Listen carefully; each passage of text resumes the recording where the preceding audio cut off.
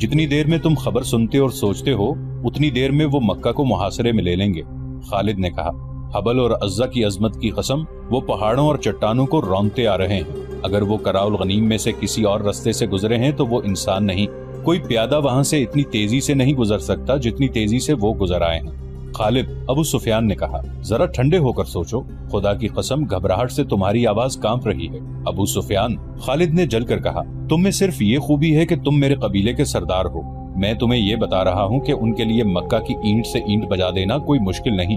खालिद ने देखा कि उसके दो साथी सालार अकरमा और सफवान करीब ही खड़े थे। खालिद ने उनसे कहा, आज भूल जाओ कि तुम्हारा सरदार कौन है, सिर्फ ये याद रखो कि मक्का पर तूफान आ रहा है। अपनी आन को बचाओ, यहाँ खड़े एक दूसरे का मुंह न देखो। अपने शहर को बचाओ, अपने देवताओं को बचाओ। सारे शहर में भगदड़ बपा हो गई थी। लड़ने वाले लोग बर्छियां, तलवारें और तीर कमान उठाए मक्का के दिफा को निकल आए। औरतों और बच्चों को ऐसे बड़े मकानों में मुंतकिल किया जाने लगा जो किलों जैसे थे।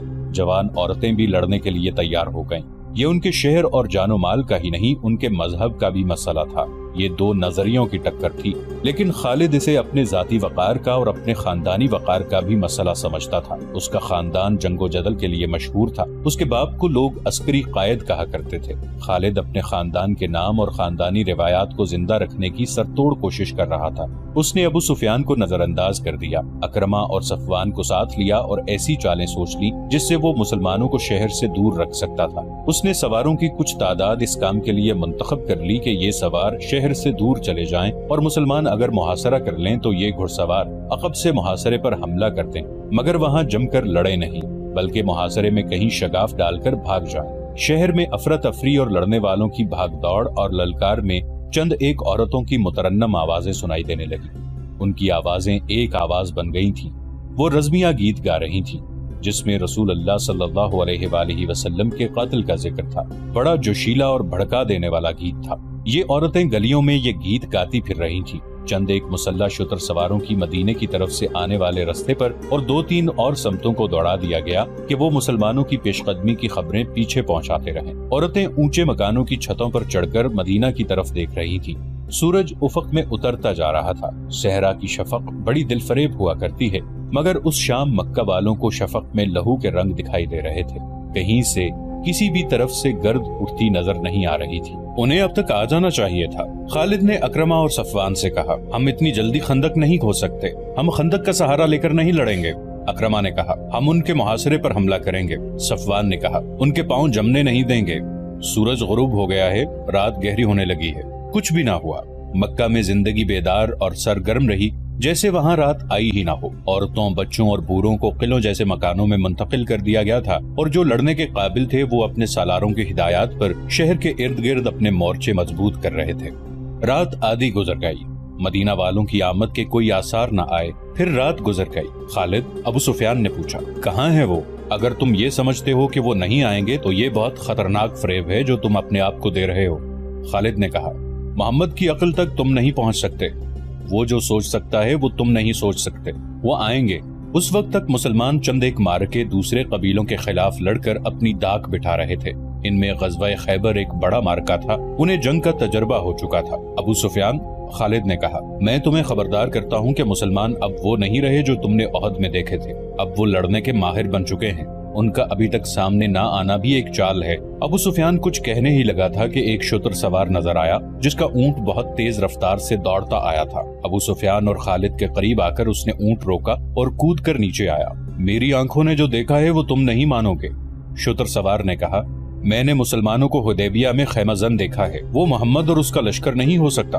अबू सुफियान ने कहा, खुदा की कसम, मैं मोहम्मद को इस तरह पहचानता हूँ जिस तरह तुम दोनों मुझे पहचानते हो। शुतर सवार ने कहा, और मैंने ऐसे और आदमियों को भी पहचाना है जो हम में से थे लेकिन उनके साथ जा मिले थे।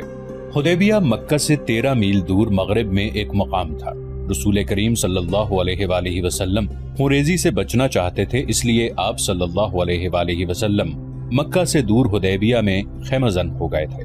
हम उन पर शबखून मारेंगे। खालिद ने कहा, उन्हें सस्ताने नहीं देंगे। वो जिस रास्ते से हुदैबिया पहुंचे हैं उस रास्ते ने उन्हें थका दिया होगा। उनकी हड्डियां टूट रही होंगी। वो ताजा दम होकर मक्का पर हमला करेंगे। हम उन्हें आराम नहीं करने देंगे। हम उन्हें वहां से भगा सकते हैं। अबू सुफियान ने कहा, छापामार जैश तैयार करो। رسول اکرم صلی اللہ علیہ وآلہ وسلم نے اپنی خیمہ گاہ کی حفاظت کا انتظام کر رکھا تھا۔ گھڑ سوار جیش رات کو خیمہ گاہ کے ارد گرد گشتی پہرا دیتے تھے، دن کو بھی پہرے کا انتظام تھا۔ ایک اور گھڑ سوار جیش نے اپنے جیسا ایک گھڑ سوار جیش دیکھا جو خیمہ گاہ سے دور آہستہ آہستہ چلا جا رہا تھا۔ مسلمان سوار ان سواروں کی طرف چلے گئے۔ وہ قریش کے سوار تھے جو وہاں نہ رکے اور دور چلے گئے۔ کچھ دیر بعد وہ ایک اور طرف سے آتے نظر آئے اور مسلمانوں کی خیمہ گاہ سے تھوڑی دور رک کر چلے گئے۔ دوسرے روز وہ سوار خیمہ گاہ کے قریب آ گئے۔ اب کے مسلمان سواروں کا ایک جیش جو خیمہ گاہ سے دور نکل گیا تھا واپس آ گیا۔ اس جیش نے ان سواروں کو گھیر لیا۔ انہوں نے گھیرے سے نکلنے کے لیے ہتھیار نکال لیے۔ ان میں جھڑپ ہو گئی، لیکن مسلمان سواروں کے کماندار نے اپنے سواروں کو روک لیا۔ انہیں نکل جانے دو۔ جیش کے کماندار نے کہا، ہم لڑنے آئے ہوتے تو ان میں سے ایک کو بھی زندہ نہ جانے دیتے۔ وہ مکہ کے لڑاکا سوار تھے۔ انہوں نے واپس جا کر ابو سفیان کو بتایا، چند اور سواروں کو بھیجو۔ ابو سفیان نے کہا، ایک شبخون مارو۔ میرے قبیلے کے سردار ایک سوار نے کہا، ہم نے شبخون مارنے کی بہت کوشش کی ہے، لیکن ان کی خیمہ گاہ کے ارد گرد دن رات گھڑ سوار گھومتے پھرتے رہتے ہیں۔ قریش کے چند اور سواروں کو بھیجا گیا۔ انہوں نے شام کے ذرا بعد شبخون مارنے کی کوشش کی، لیکن مسلمان سواروں نے ان کے کچھ سواروں کو زخمی کر کے وہاں سے بھگا دیا۔ مکہ والوں پر تذبذب کی کیفیت طاری تھی۔ وہ راتوں کو سوتے بھی نہیں تھے۔ محاصرے کے ڈر سے وہ ہر وقت بیدار اور چوکس رہتے تھے اور دن گزرتے جا رہے تھے۔ آخر ایک روز مکہ میں ایک مسلمان سوار داخل ہوا۔ یہ حضرت عثمان رضی اللہ عنہ تھے۔ انہوں نے ابو سفیان کے متعلق پوچھا۔ ابو سفیان نے دور سے دیکھا اور دوڑا آیا۔ خالد بھی آ گیا۔ میں محمد رسول اللہ صلی اللہ علیہ وآلہ وسلم کا پیغام لے کر آیا ہوں۔ حضرت عثمان رضی اللہ عنہ نے کہا، ہم لڑنے نہیں آئے، ہم عمرہ کرنے آئے ہیں، عمرہ کر کے چلے جائیں گے۔ اگر ہم اجازت نہ دیں تو؟ ابو سفیان نے پوچھا۔ ہم مکہ والوں کا نہیں، خدا کا حکم ماننے والے ہیں۔ حضرت عثمان رضی اللہ عنہ نے جواب دیا، ہم اپنے اور اپنی عبادت گاہ کے درمیان کسی کو حائل نہیں ہونے دیا کرتے۔ اگر مکہ کے مکان ہمارے لیے رکاوٹ بنیں گے تو خدا کی قسم مکہ ملبے اور کھنڈروں کی بستی بن جائے گی۔ اگر یہاں کے لوگ ہمیں روکیں گے تو مکہ کی گلیوں میں خون بہے گا۔ ابو سفیان، ہم امن کا پیغام لے کر آئے ہیں اور یہاں کے لوگوں سے امن کا تحفہ لے کر جائیں گے۔ خالد کو وہ لمحے یاد تھے جب یہ مسلمان سوار پروقار لہجے میں دھمکی دے رہا تھا۔ خالد کا خون کھول اٹھنا چاہیے تھا، لیکن اسے یہ آدمی بڑا اچھا لگا تھا۔ ابو سفیان نے عثمان رضی اللہ عنہ کو عمرے کی پیشکش بھی کی تھی، لیکن انہوں نے اپنے نبی صلی اللہ علیہ وآلہ وسلم کے بغیر اکیلے عمرہ کرنے سے صاف انکار کر دیا تھا۔ ادھر جب مذاکرات میں زیادہ وقت گزرا تو ہوا کے دوش پر یہ افواہ حدیبیہ پہنچی کہ عثمان رضی اللہ عنہ کو قتل کر دیا گیا ہے، جس کے جواب میں رسول کریم صلی اللہ علیہ وآلہ وسلم نے قتل عثمان رضی اللہ عنہ کے انتقام کے لیے اپنے 1400 جانصاروں سے بیعت لی تھی۔ اسی بیعت کو تاریخ میں بیعت رضوان کے نام سے یاد کیا جاتا ہے، اور اسی بیعت کی وجہ سے ابو سفیان سمجھوتے پر راضی ہوا تھا۔ پھر ایک صلح نامہ تحریر ہوا تھا، اسے صلح حدیبیہ کا نام دیا گیا۔ مسلمانوں کی طرف سے اس پر رسول کریم صلی اللہ علیہ وآلہ وسلم نے اور قریش کی طرف سے سہیل بن عمرو نے دستخط کیے تھے۔ اس صلح نامے میں طے پایا تھا کہ مسلمان اور قریش 10 سال تک نہیں لڑیں گے اور مسلمان آئندہ سال عمرہ کرنے آئیں گے اور مکہ میں 3 دن ٹھہر سکیں گے۔ رسول کریم صلی اللہ علیہ وآلہ وسلم قریش میں سے تھے۔ خالد آپ صلی اللہ علیہ وآلہ وسلم کو بہت اچھی طرح سے جانتا تھا، لیکن اب اس نے آپ صلی اللہ علیہ وآلہ وسلم کو دیکھا تو اس نے محسوس کیا کہ یہ کوئی اور محمد ہیں۔ وہ ایسا متاثر ہوا کہ اس کے ذہن سے اتر گیا کہ یہ وہی محمد صلی اللہ علیہ وآلہ وسلم ہیں جنہیں وہ اپنے ہاتھوں قتل کرنے کے منصوبے بناتا رہا تھا۔ خالد نبی کریم صلی اللہ علیہ وآلہ وسلم کو ایک سالار کی حیثیت سے زیادہ دیکھ رہا تھا۔ وہ آپ صلی اللہ علیہ وآلہ وسلم کی عسکری اہلیت کا قائل ہو گیا تھا۔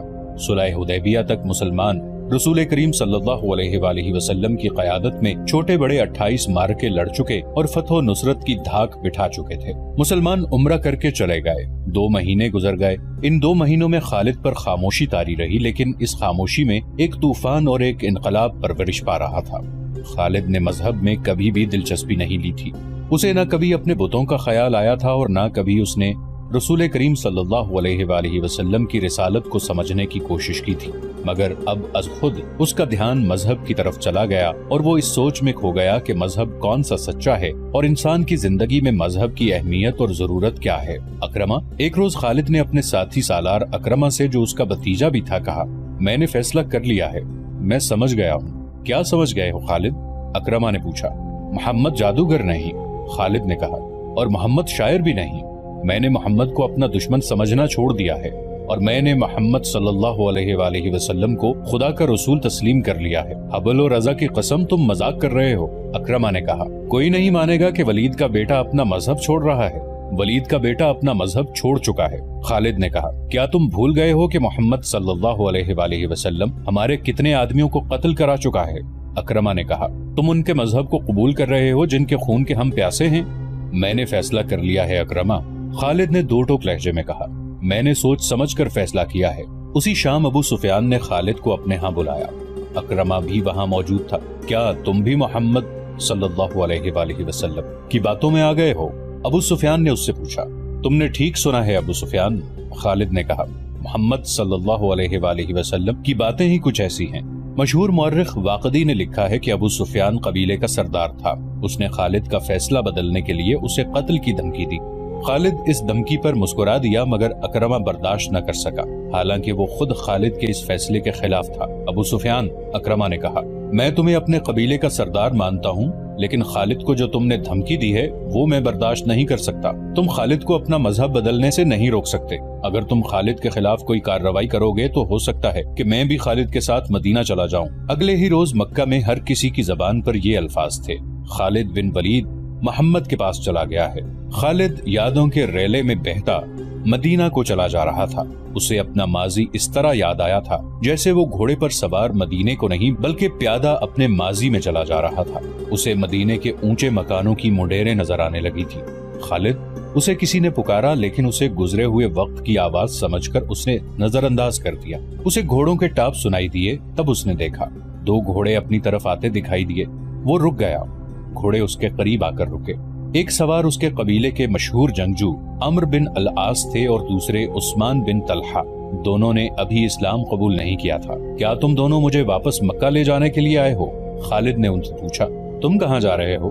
عمرو بن عاص نے پوچھا۔ اور تم دونوں کہاں جا رہے ہو؟ خالد نے پوچھا۔ خدا کی قسم ہم تمہیں بتائیں گے تو تم خوش نہیں ہوگے، عثمان بن طلحہ نے کہا۔ ہم مدینہ جا رہے ہیں۔ بات پوری کرو عثمان، عمرو بن عاص نے کہا۔ خالد، ہم محمد صلی اللہ علیہ وآلہ وسلم کا مذہب قبول کرنے جا رہے ہیں۔ ہم نے محمد صلی اللہ علیہ وآلہ وسلم کو خدا کا سچا نبی مان لیا ہے، پھر ہم ایک ہی منزل کے مسافر ہیں۔ خالد نے کہا، آؤ اکٹھے چلیں۔ وہ 31 مئی 628 عیسوی کا دن تھا جب تاریخ اسلام کے دو عظیم جرنیل خالد رضی اللہ عنہ بن ولید اور عمرو رضی اللہ عنہ بن عاص مدینہ میں داخل ہوئے۔ ان کے ساتھ عثمان رضی اللہ عنہ بن طلحہ تھے۔ تینوں رسول کریم صلی اللہ علیہ وآلہ وسلم کے حضور پہنچے۔ سب سے پہلے خالد رضی اللہ عنہ بن ولید اندر گئے، ان کے پیچھے عمرو بن عاص اور عثمان بن طلحہ رضی اللہ عنہم گئے۔ تینوں نے قبول اسلام کی خواہش ظاہر کی۔ رسول اللہ صلی اللہ علیہ وآلہ وسلم اٹھ کھڑے ہوئے اور تینوں کو باری باری گلے لگایا۔ شہیدوں کو دل سے اتار دیں، ذہن سے ان کا نام و نشان مٹا دیں، ان کی یادوں کو شراب میں ڈبو دیں۔ اس زمین پر جو خدا نے ہمیں شہیدوں کے صدقے عطا کی ہے، بادشاہ بن کر گردن اکڑا لیں اور کہیں کہ میں ہوں اس زمین کا شہنشاہ۔ شہیدوں کے نام پر مٹی ڈال دیں۔ کسی شہید کی کہیں قبر نظر آئے تو اسے زمین سے ملا دیں، مگر زندگی کے ہر موڑ اور ہر دوراہے پر آپ کو شہید کھڑے نظر آئیں گے۔ آپ کے ذہن کے کسی گوشے سے شہید اٹھیں گے اور شراب اور شہنشاہیت کا نشہ اتار دیں گے۔ جس نے تخت و تاج کے نشے میں شہیدوں سے بے وفائی کی، وہ شاہ سے گدا اور ذلیل و خوار ہوا، کیونکہ اس نے قرآن کے اس فرمان کی حکم عدولی کی کہ شہید زندہ ہیں، انہیں مردہ مت کہو۔ عرب کے ملک اردن میں گمنام سا ایک مقام ہے جس کا نام موتا ہے۔ اس کے قریب سے گزر جانے والوں کو بھی شاید پتہ نہ چلتا ہوگا کہ وہاں ایک بستی ہے۔ اس کی حیثیت چھوٹے سے ایک گاؤں سے بڑھ کر اور کچھ بھی نہیں، لیکن شہیدوں نے اردن کے بادشاہ کو اپنی موجودگی کا اور اپنی زندگی کا جو انہیں اللہ تعالیٰ نے عطا کی ہے احساس دلا دیا ہے۔ وہ جس معرکے میں شہید ہوئے تھے وہ 13.5 صدیاں پہلے اس مقام پر لڑا گیا تھا۔ پھر یہ مقام گزرتے زمانے کی اڑتی ریت میں دبتا چلا گیا۔ کچھ عرصے سے موتا کے رہنے والے ایک عجیب صورتحال سے دوچار ہونے لگے۔ آج بھی وہاں چلے جائیں اور وہاں رہنے والوں سے پوچھیں تو وہ بتائیں گے کہ ان میں سے کوئی نہ کوئی آدمی رات کو خواب میں دیکھتا ہے کہ 13.5 صدیاں پہلے کے مجاہدین اسلام چل پھر رہے ہیں۔ کفار کا ایک لشکر آتا ہے اور مجاہدین اس کے مقابلے میں جم جاتے ہیں۔ ان کی تعداد تھوڑی ہے اور لشکر کفار مانند سیلاب ہے۔ مارکا بڑا خونریز ہے۔ یہ خواب ایک دو آدمیوں نے نہیں، وہاں کے بہت سے آدمیوں نے دیکھا ہے اور کسی نہ کسی کو یہ خواب ابھی تک نظر آتا ہے۔ یہ لوگ پڑھے لکھے نہیں، انہیں معلوم نہیں تھا کہ 13.5 صدیاں پہلے یہاں حق و باطل کا معرکہ لڑا گیا تھا، مگر ان کے خوابوں میں شہید آنے لگے۔ یہ خبر اردن کے ایوانوں تک پہنچی، تب یاد آیا کہ یہ وہ موتا ہے جہاں مسلمانوں اور عیسائیوں کی ایک لڑائی ہوئی تھی۔ یہ عیسائی عرب کے باشندے تھے۔ شہیدوں نے اپنے زندہ ہونے کا ایسا احساس دلایا کہ اردن کی حکومت نے جنگ موتا اور اس کے جنگ کے شہیدوں کی یادگار کے طور پر ایک نہایت خوبصورت مسجد تعمیر کرنے کے احکام جاری کر دیے۔ مسجد کی تعمیر 1868 میں شروع ہوئی تھی۔ اس جنگ میں 3 سپہ سالار زید رضی اللہ عنہ بن حارثہ، جعفر رضی اللہ عنہ بن ابی طالب اور عبداللہ رضی اللہ عنہ بن رواحہ یکے بعد دیگرے شہید ہو گئے تھے۔ ان تینوں کی قبریں موتا سے تقریباً 2 میل دور ہیں، جو ابھی تک محفوظ ہیں۔ مدینہ میں آ کر خالد رضی اللہ عنہ بن ولید نے اسلام قبول کیا تو ان کی ذات میں عظیم انقلاب آیا۔ 3 مہینے گزر گئے تھے۔ خالد رضی اللہ عنہ زیادہ تر وقت رسول کریم صلی اللہ علیہ وآلہ وسلم کے حضور بیٹھے فیض حاصل کرتے رہے، مگر انہیں ابھی عسکری جوہر دکھانے کا موقع نہیں ملا تھا۔ وہ فن حرب و ضرب کے ماہر جنگجو تھے۔ ان کا حسب و نسب بھی عام عربوں سے اونچا تھا، لیکن انہوں نے ایسا دعویٰ نہ کیا کہ انہیں سالار کا رتبہ ملنا چاہیے۔ انہوں نے اپنے آپ کو سپاہی سمجھا اور اسی حیثیت میں خوش رہے۔ آج کے شام اور اردن کے علاقے میں اس زمانے میں قبیلہ غسان آباد تھا، جو اس علاقے میں دور تک پھیلا ہوا تھا۔ یہ قبیلہ طاقت کے لحاظ سے زبردست مانا جاتا تھا، کیونکہ جنگجو ہونے کے علاوہ اس کی تعداد بہت زیادہ تھی۔ اس قبیلے میں عیسائی بھی شامل تھے۔ اس وقت روم کا شہنشاہ ہرقل تھا، جس کی جنگ پسندی اور جنگی دہشت دور دور تک پھیلی ہوئی تھی۔ اسلام تیزی سے پھل پھول رہا تھا۔ قبیلہ قریش کے ہزارہا لوگ اسلام قبول کر چکے تھے۔ ان کے مانے منجے ہوئے سردار اور سالار بھی مدینے جا کر رسول خدا صلی اللہ علیہ وآلہ وسلم کے دست مبارک پر بیعت کر چکے تھے، اور مسلمان ایک جنگی طاقت بنتے جا رہے تھے۔ کئی ایک چھوٹے چھوٹے قبائل حلقہ بگوش اسلام ہو گئے تھے۔ مدینہ اطلاعیں پہنچ رہی تھیں کہ قبیلہ غسان مسلمانوں کی بڑھتی ہوئی طاقت اور اسلام کی مقبولیت کو روکنے کے لیے مسلمانوں کو للکارنا چاہتا ہے اور جنگی تیاریوں میں مصروف ہے۔ یہ بھی سنا گیا کہ غسان کا سردار اعلیٰ روم کے بادشاہ ہرقل کے ساتھ دوستی کر کے اس کی جنگی طاقت بھی مسلمانوں کے خلاف استعمال کرنے کی کوشش کر رہا ہے۔ رسول کریم صلی اللہ علیہ وآلہ وسلم نے اپنا ایک ایلچی، جس کا نام تاریخ میں محفوظ نہیں، غسان کے ایک سردار اعلیٰ کے ہاں اس پیغام کے ساتھ بھیجا کہ اللہ کے سوا کوئی معبود نہیں اور وہ وحدہ لا شریک ہے، اور اسلام ایک مذہب ہے اور دین ہے۔ باقی تمام عقیدے جو مختلف مذاہب کی صورت اختیار کر گئے ہیں توہمات ہیں، اور یہ انسانوں کے بنائے ہوئے ہیں۔ رسول کریم صلی اللہ علیہ وآلہ وسلم نے غسان کے سردار اعلیٰ کو قبول اسلام کی دعوت دی۔ نبی کریم صلی اللہ علیہ وآلہ وسلم نے یہ پیغام اس خیال سے بھجوایا تھا کہ پیشتر اس کے کہ قبیلہ غسان روم کے شہنشاہ ہرقل کی جنگی قوت سے مروب ہو کر عیسائیت کی آغوش میں چلا جائے، یہ قبیلہ اسلام قبول کر لے اور اسے اپنا اتحادی بنا کر ہرقل سے بچایا جائے۔ خدا کی قسم، اس سے بہتر فیصلہ اور کوئی نہیں ہو سکتا۔